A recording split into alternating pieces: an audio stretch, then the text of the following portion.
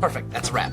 Hello my darlings, and welcome to my monthly wrap up where I wrap up all the books that I read in the month of October and I give you my November TBR. Before I get into the one sentence reviews, let me give you some stats. In the month of October, I read 44 books, which equated to 8,989 pages, which was 290 pages per day. My average rating was a 3.3. I expected a bit of a dip because of the range of horror that I was going to be reading for this month, so it's not a surprise to me. The most read genre, as always, I read from all genres, but the top three were horror, graphic novels, and litfic.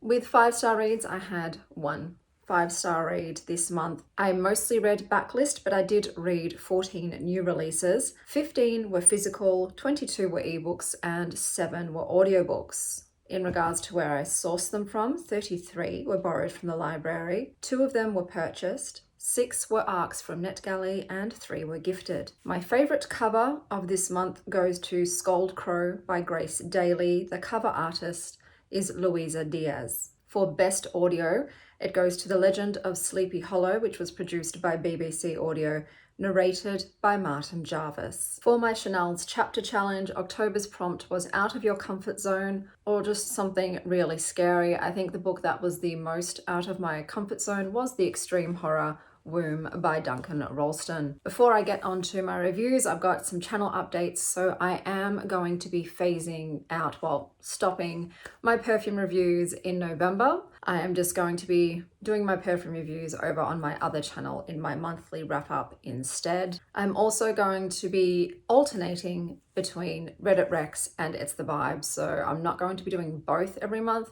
I'll be doing one or the other because I decided I want to mood read more. I just don't want to be beholden to set books that I have to finish for the vlog, and rather being able to DNF at will and just read whatever I'm in the mood for more often than not each month. And now let's get on to my one sentence reviews. Jujutsu Kaisen by Gege Akutami. Swallow a Finger, Gain a Purpose. Something is Killing the Children by James Tinian IV, Werther Deledera, and Mikel Muerto. Welcome to Archer's Peak. I hope your kids taste terrible. Demon Slayer Volume 1 by Koyuharu Gutugi. Little sister might bite, but it's fine. You're a swordsman now. Ice Cream Man Volume 1 Rainbow Sprinkles by W. Maxwell Price and Martin Morazzo. Smile for the Ice Cream Man. He already knows your flavor. Exquisite Corpses by James Tinian IV, Michael Walsh, and Geordie Belair. When the rich get bored, the poor get hunted.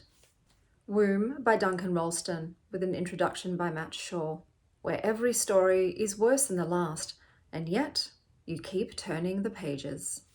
Ash by Louise Wallace. A Mother on the Edge of Eruption.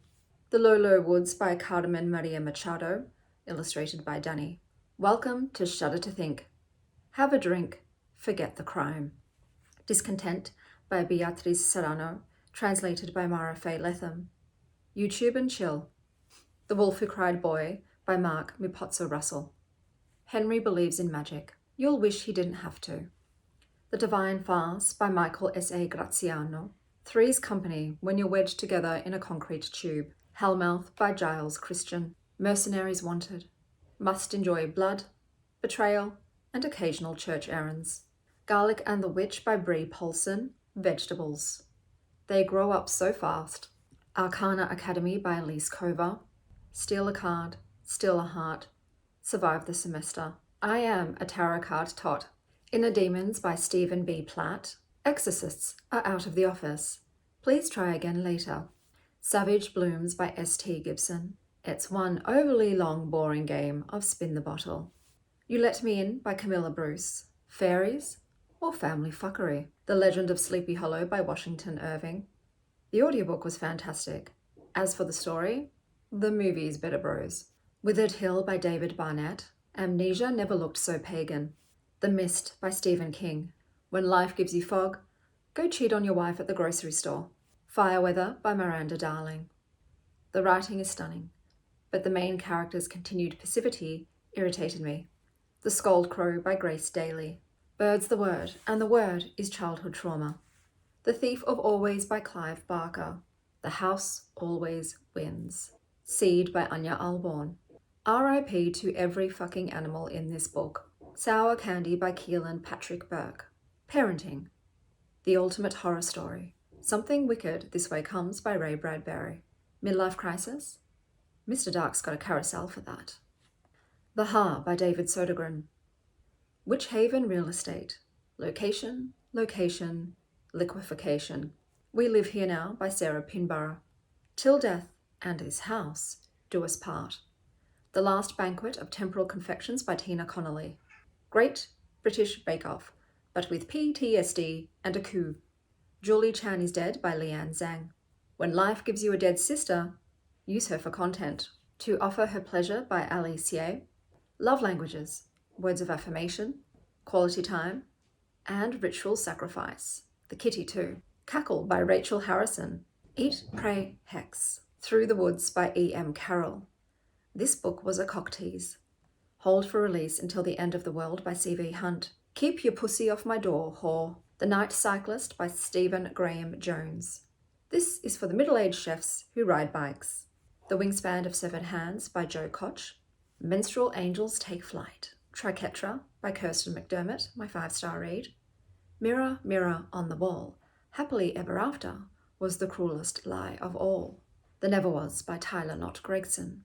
Fragmentary poems that honour neurodivergence, imperfection, and the quiet grace of simply being. Nothing But Blackened Teeth by Cassandra Core. The Perfect Wedding Venue.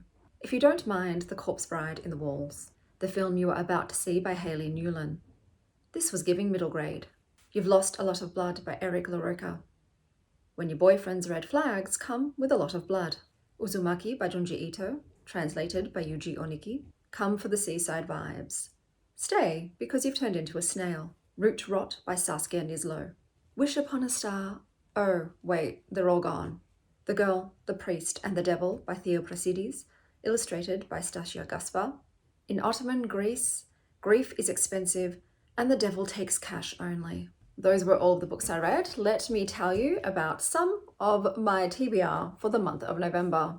So we've got The Future Library by Peng Shepherd. Tree hugging goes next level when an arborist discovers the forest has a bigger secret than a squirrel stash. Blood on Her Tongue by Johanna Van Veen, 1887.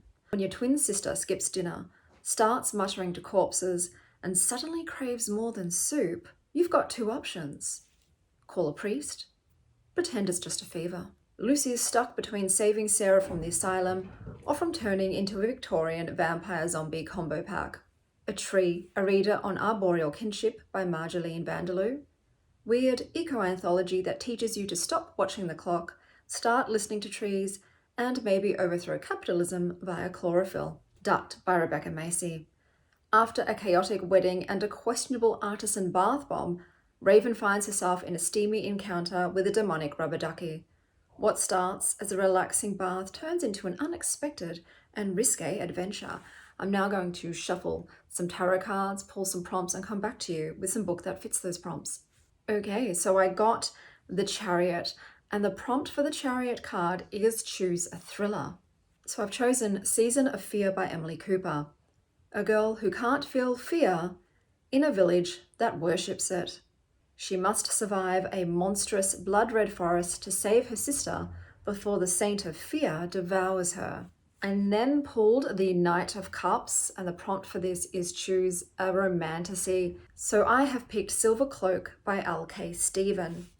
A magic-wielding detective raised by vengeance goes undercover among the ruthless criminals who destroyed her life, only to discover that the line between justice and monstrosity is thinner than she ever feared. The next card I picked is the Tower card, and the prompt for this is choose the highest rated book on your TBR, and that is The Everlasting by Alex E. Harrow. A lady knight's legendary life has shaped a nation, but the real story is lost to time. A historian falls for her myth, gets sent back to ensure history plays out as it should. Love, duty, and destiny collide as they struggle to rewrite a legend that refuses to change. And then I pulled the Seven of Wands, and the prompt for that is A Friend Decides Your Read. So I sent Kate two options, and she chose The Rotting Room by Viggy Parr Hampton. New nun join Silent Abbey. Creepy rituals everywhere. Dead body refuses to rot. Nuns start whispering, "Saint?" May none smell something rotten beyond the corpse? Chaos, suspense, and possibly eternal damnation ensue.